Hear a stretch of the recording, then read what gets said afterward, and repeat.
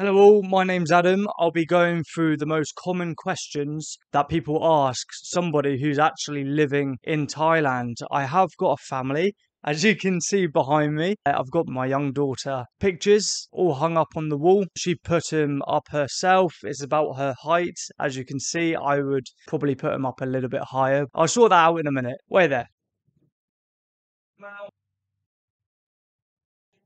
There we have it. That's better. Back to the questions. So I've got a few in front of me. There's about 20. So there's a lot in this video that you will benefit from. And at the end, I want you to really put down in the comments your questions that I've missed. You know, the ones that are itching you and no one seems to be getting back to you. I'm quite a small channel, so I've got no excuse but to get back to you. So leave a comment with your future questions if I haven't covered them in this video. So the first one, how much does it cost to rent? So it depends where you are. In Bangkok, for a 2-bedroom condominium, it's about $600. I'm in Chiang Mai. My house that I own, because I'm a foreigner and I can't get money from the bank, we had to do a different way, which means that the cost every month for me is about 15,000. It's a 3-bedroom house, 2 toilets, kitchen, and a nice living space. So there you are. That's probably what you'll get in Bangkok in Chiang Mai, but there is cheaper options. In the condominiums in Chiang Mai, you'll probably be looking at about 10,000 a month. This goes on to the next question. Is it cheaper to live in Bangkok or smaller cities like Chiang Mai or Hua Hin? But Chiang Mai is the second biggest city in Thailand, and I would say it is a lot cheaper in Chiang Mai than Bangkok. Don't forget, Bangkok is being grown into a business city. So all of the businessmen and ladies will go to Bangkok to do meetings, to set up businesses, to flash how successful their businesses are. It's like a mini Dubai, and that's what they're aiming for. They're trying to bring in more high value, basically rich people into the country and have them live in Bangkok. If you haven't done so already, like and subscribe. It helped the channel massively because my dream is to work online as a YouTuber, to stay in Thailand with my family full time. So that is a great motivation for me to keep helping you guys understand the cost of living in Thailand and making these sorts of videos, because I personally would rather go out and just do a vlog, as you can see for the rest of the videos. But, you know, you have to be a servant on YouTube and serve others by answering their questions. Can foreigners buy property or do they have to rent? I personally have bought property, but it's actually not mine. I will never own this property. There is a possibility that I can set up a contract to say I want to rent this place, I want to lease it for 120 odd years. There's no need for that. I won't live that long, maybe probably 60 years before it gets handed back over to the family that owns the property. But I would do that only for my own security and peace of mind. But no,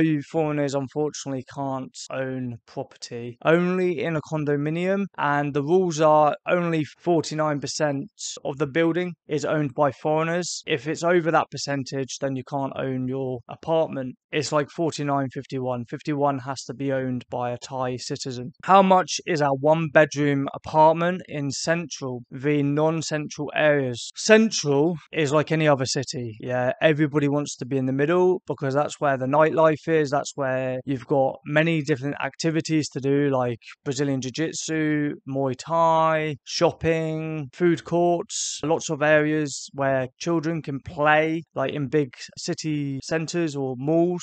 And non-central areas are rural, which means it's mostly like fields and 7-Elevens. So yes, it's going to be a lot more in central cities than on the outskirts. Food and dining is the next category. How cheap is street food in Thailand? So it's actually 5 baht for a stick with a sausage on it. It's very cheap. Street food, it's not healthy. It's processed food. But there is fried chicken, which is very cheap. It's £1 for a bag of fried chicken. For those people that love their protein, it's a perfect place to get onto the Op Massive bandwagon. So yeah, it is cheap. And if you eat out, it's normally like 50 baht. That's in a restaurant. How much does a meal cost in a mid-range restaurant? 42 baht up to 50 baht. What are the typical grocery costs for a single person? So I have to go off of my family, but if it was just me, mushrooms 20 baht, lettuce and that, greens another 20 baht, some meat maybe 40 baht. So I would say £2. So it's not expensive at all if you want to cook at home.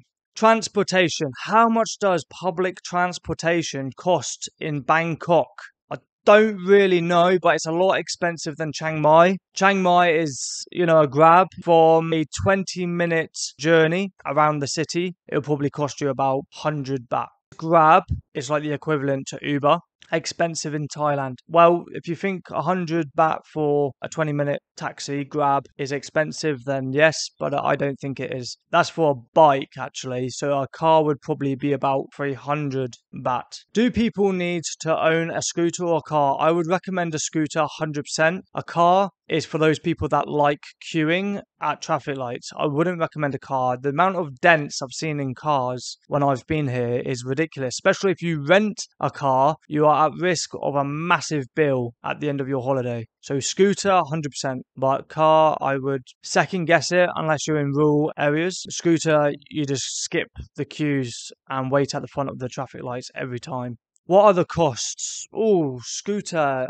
When I was last here, or the first time I was here in the city, I was renting a scooter for about 4,000 to 5,000 baht a month, and that's not including the deposit. So you get the deposit back if it comes back without scratches and damage, and the deposit is normally like £12. How much is gas? Petrol in Thailand? So a scooter, you can fill it up to the brim for 150. I know this one because I use it a lot. It is so cheap. Just fill up your scooter. That normally lasts 10 days. And we do a school run every day for Little Rainy, and then we end up going up to fancy cafes and restaurants on the weekends. So I would say that is a very good deal to travel about Thailand. But that's about 20 minutes to 40 minutes driving a day. How much is healthcare and insurance? Is healthcare affordable in Thailand? Get it from your country. If you're UK, make sure you get your international health insurance card. Make sure you take that everywhere, because if you fall off your bike and you get injured, you're going to have it on you. And I would actually go one step further and take yourself to a printing shop, print out your insurance company's proof that you have life insurance or health insurance with this company, and they'll be more obliged to help you out as soon as you get to the hospital. Can tourists or retirees access Thai public hospital? Yeah, of course. Just make sure you have insurance. Utilities and internet. How much are monthly utility bills? I fortunately have to take care of the bills. I say fortunately because I know the answer to this, but unfortunately that the money comes out of my bank. So electricity, it's around 2,500 baht. This month was 2,000 baht. That was electricity. Water is about 200 baht, 300 baht. It's not much. And the rent, or I say rent, the mortgage is 15,000 a month for 3-bedroom, 2 toilets. General living costs. How much money do you need to live comfortably in Thailand? So I would say £1,200. Is Thailand cheap compared to Southeast Asian countries? No, it's not. It's actually the more expensive. If you go to Laos, if you go to Cambodia, if you go to Vietnam, they are a lot less than Thailand. Even if you go to India, India is a lot less. You can get a lot more for your money if you go to these places. But Thailand is an up-and-coming country, and I would recommend you, if you're going to live here for a long time, 10 years, come to Thailand. There may be some government changes, let's say, and they are moving quickly and dynamically in what foreigners can and can't have in a positive way. You know that the culture won't change, so it's pretty secure, and you know that they are going to be blocking out certain cultures if they're a bit overwhelming in this country. Let's put it that way, yeah? So it's actually quite good that they've restricted foreigners from buying land and whatnot. Going off subject, but yes, it's a more expensive country in Asia than the ones that surround it, especially Myanmar. You wouldn't want to go to Myanmar at the moment. Can you live in Thailand on $1,000 USD per month? You can, but would I recommend it? Yes, if you are an introvert and you don't like going out. If you want to go on those elephant rides and visit the mountains and go clubbing, go visit a Muay Thai gym 3 times a week, $1,000 won't cut it for you. You will be broke. Work and remote living, you can do it, of course. I don't know how you do it. Leave in the comments if you're going to help me out how you do it. I would love to.